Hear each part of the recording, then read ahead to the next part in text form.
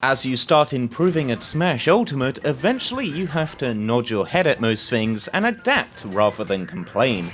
Yeah, I just died to another belt of forward smash, but I shouldn't have approached recklessly. Okay, Joker's got an Arsene again, but I can play safe and wait it out. Snake's just ledge guarded me with up smash for the 5th time in a row, but that serves me right for existing. You know what? All this positivity is making me sick. I just want to do what us Smash fans do best. Complain about the characters we wanted in the game. So following straight off from the last video I did about this, I'm going to be talking about 5 more Smash characters I can't stand fighting in online play. In the first video I talked about Ness, Ganondorf, Zelda, King Dedede and King K. Rool, but that was exactly a full year ago, and suffice to say I've been kept awake at night by way worse characters since then. I actually find it laughable about how many obvious choices I missed out, but fortunately that's what sequels are for. We're going bigger, we're going harder, and we're talking about the true salt-inducing characters in this goddamn children's fighting game. Now of course, before I go talking shit about your favourite fighters, do keep in mind this video isn't about raising pitchforks to people who use a certain fighter, rather just a cheaper alternative to venting all my anger in paid therapy. Much like hopefully a lot of you, I'm a big advocate of hitting the character, not the player. In fact, some characters on these lists are ones that I enjoy playing myself every now and again. Besides, I'm a Yoshi main, I know what it feels like to have people say I hate this character rather than GG's when you 2-0 them in a tournament. Easiest game of bingo I've played in my life. So just to be clear, if you hear one of your characters mentioned, don't take it as a personal attack. After all, let's be honest, what characters do we like fighting online? Meta Knight? Bowser Jr.? Who the fuck plays those characters? Number 1. Sonic. Racing in at Sonic speed just to stay as far away from you as possible is the original social distancing character, Sonic the Hedgehog, taking the concept of hit and run to a whole new level. Pre-COVID, he'd been flying a bit under the radar as well, with his nurse from Smash 4 still fresh in people's minds. I feel like I hardly ever saw him being played, which is likely why I didn't put him on my last list. But once the masks came out, it's like Sonic knew it was his time to disguise himself with the other diseases that plagued us. Either that, or lockdown slapped some people so hard they were finally driven to pick Sonic on the select screen. If I can't have a good time, nobody can. For those of you who need context or simply a light shined underneath that rock you live in, Sonic is the timeout king of online competitive Smash Bros, with his fast speed ironically making for the slowest games. Because of Sonic's hit and run nature, his main game plan is to rack up early percent and then use his incredible speed to avoid attacks from the opponent. The problem is, because his attacks are so difficult to punish online and because he is just that fast, he becomes an almost impossible character to catch or approach. His side special and down special, for example, are so infamously infuriating to deal with, you yourself have to play the social distancing game so that you have more time to react when Sonic's coming at you at the speed of fucking sound. On top of that, while he's whizzing around the screen like a goddamn housefly, you're gonna have to be constantly playing a game of spot the difference between his ambiguous as fuck special moves. Don't worry, they give you plenty of chances to guess when they're not spamming forward smash when you're over 80%. But if you thought Marth's jab and up tilt look the same, you're not going to have a good time dealing with Sonic's whole moveset. I've read what the difference is between Sonic's side special and down special 1,000 times, and I still don't remember what the difference is between them. Doesn't matter anyway, because I just died to the 50th forward smash this guy had thrown out, because lol, why would he have a stable connection? Yeah, there's a reason Sonic does better in online tournaments, folks. Number 2. Samus. Those of you who know me well may find the fact that Samus wasn't on my last list absolutely mind-boggling. After all, she's been a Wi-Fi character ever since Wi-Fi in Smash was a thing, and is the embodiment of the online projectile character. But for some reason I decided not to include her in the original video because I was bad against her offline as well. What a load of horse shit. Sure, you could probably put me against the worst Samus in the world and I'd still lose, but that doesn't mean the difference between an online Samus and an offline one isn't massive. because after thinking about it for a long time, out of every other character, she probably changed her playstyle the most online. She goes from a bait and punish conditioning mix-up combo trap setting zoner to roll away and press the B button as much as humanly possible, and I question how people actually have fun playing this way.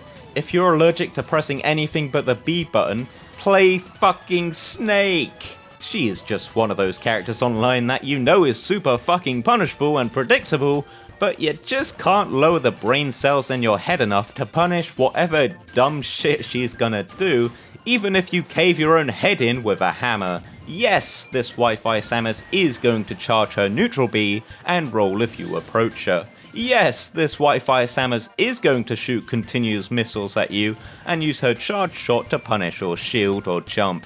And yes, this Wi-Fi Samus is going to drop down ferret ledge and then immediately shield or roll again.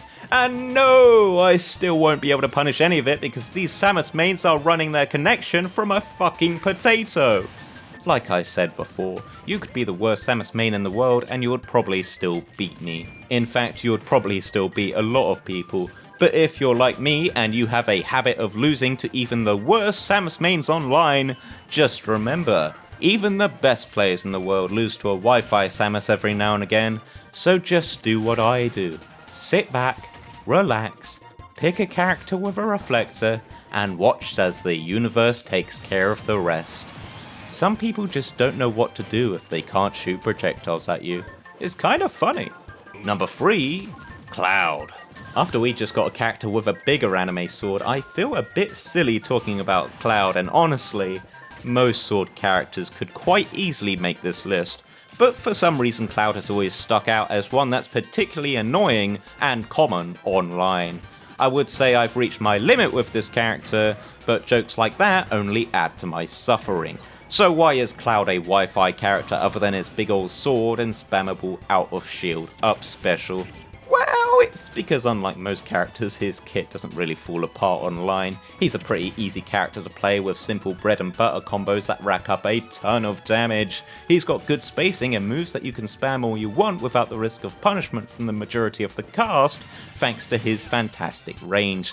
However, he's also got the ability to punish other characters' approaches with his previously mentioned out of shield up special that does 18% every time you feel like putting a single finger on his shield, making it a chore to apply any pressure on him. Cloud mains always have their finger on the B button, just waiting for you to try. His juggling game definitely isn't bad either, with up tilt and up smash being good anti-airs and up air and back air being his go-to moves for keeping people in the air. On top of that, there's his third-party DLC character comeback mechanic, and this pattern really has to stop. Granted, it's not as good as some of the others, but it's still a very useful mechanic to have to add extra power and damage to your special moves and improve mobility. I, of course, am referring to Limit. Remember that annoying out of shield option of Cloud's? Well, now it's intangible and can kill you. What about his side special that does a total 40% damage when comboed out of a forward air? Well, now it does more, can break shields, cover the ledge, and just straight up kill you. Same with Blade Beam, except it's a projectile that covers the whole goddamn stage. All this and he's not even as good on Wi-Fi as the other characters on this list. That really has to tell you something, but with clear weaknesses such as a bad recovery, poor grab game, and vulnerability to combos, it's not hard to see why. That being said, he's still obnoxious as fuck and can get away with doing too much to your shield. But at least we can be glad this isn't Smash 4. Number 4, Mr. Game & Watch. How did this character go unnoticed for so long? I guess having one less dimension helps. Remember when Ultimate first came out and we all thought Game & Watch was trash for so long, and then someone actually took a look at his kit and discovered that he was actually toxic, with the best out of shield option in the game and arguably the most spammable smash attacks? This character feels like he was made for Wi-Fi. Combine that with his obnoxious defensive game, ambiguous animations and surprisingly generous hitboxes, and you've got a character you can't wait to kill at 70%. But you can't because he's flinging sausages at you off stage, and literally how are some characters supposed to deal with this? When he's not busy kindly cooking you breakfast, Game & Watch has other hobbies he likes to get up to inconvenience your day, such as feeding his turtle, sorting out his fish tank, and dabbling in the odd bit of terrorism. No big deal, looks like it's just one of those matchups where you have to space with projectiles and... Oh, he has a reflector / energy absorbent bucket that he can use to kill you at 0%? I'm sorry, how the fuck did we think this character was trash again? Why do these lockdowns bring about the rise of a new villain like we're living in some sort of Marvel or DC universe where the unassuming Hammerman becomes a god of unlimited power? Oh, look who's featured in the poster for the next one. It's the innocent ramen girl, who everyone had forgotten about.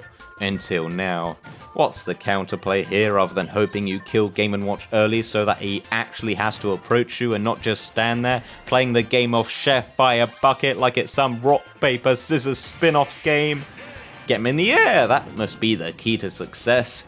Never mind, he brought his own key, and no matter how many times I see it coming, it's just one of those moves that sometimes I can't punish, isn't it? Especially online, where the slightest mistake will result in an up special to the face, followed by a toot toot or a boom boom. Oh, I'm sorry, this move is frame free?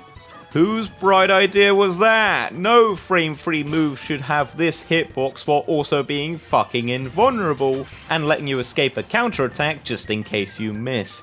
That would be like if you gave Yoshi's double jump a fucking hitbox and then made it so that no moves can break through it.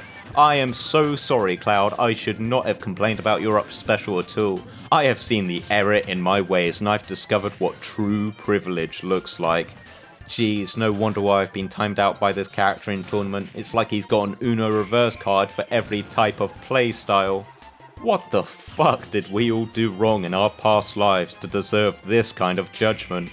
And number 5, the Lynx. Yes, don't mind me, just altering my own rules by giving you free for the price of 1. I'm a generous guy like that. After all, it makes sense all 3 Lynx should be on here, as they all have the necessary ingredients to make a good online character. Swords? Check.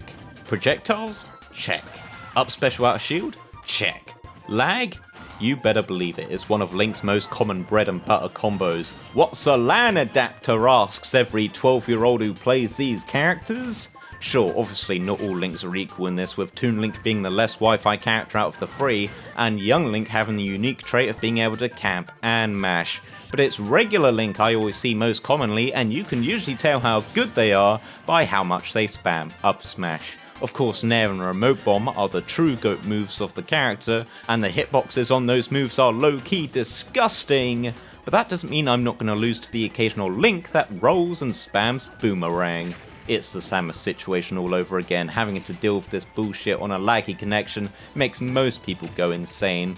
Why do you think there are so many of them? Young Link is the second most common and is probably the character I find the most on Elite Smash, other than Ness, and with a privileged moveset like his, it's no wonder why. Like I said before, he's one of the few characters that can camp and mash, and boy does he like to do so. Fire arrows are notorious for having little end lag, and the fact Young Link can combo them into his incredible aerials is just not okay. He struggles at killing, sure, but why kill your opponent when instead you can make them want to kill themselves? Toon Link is fine other than the fact that he's so fucking hard to hit, and seems to excel more at juggling, throwing bombs and running away with his little Tom and Jerry feet. But just like the other Lynx, he likes to throw a billion moves out a second and fill the screen with numerous projectiles, all while avoiding interaction as much as possible. I think this is what Chemical X consisted of when the Powerpuff Girls were made, and thus the Lynx were born. Except instead of punishing crime, they're encouraging it. And that's it, I shall inform Master Sakurai of my decision to terminate Sonic, Samus, Cloud, Game & Watch and the Lynx from the game forever, and who knows, maybe next year I'll do this again. Will Yoshi be on next year's list? Spam that subscribe button to find out more. Or if you're more of a masher, you can also slam those links to my Twitch, Discord and Twitter in the description.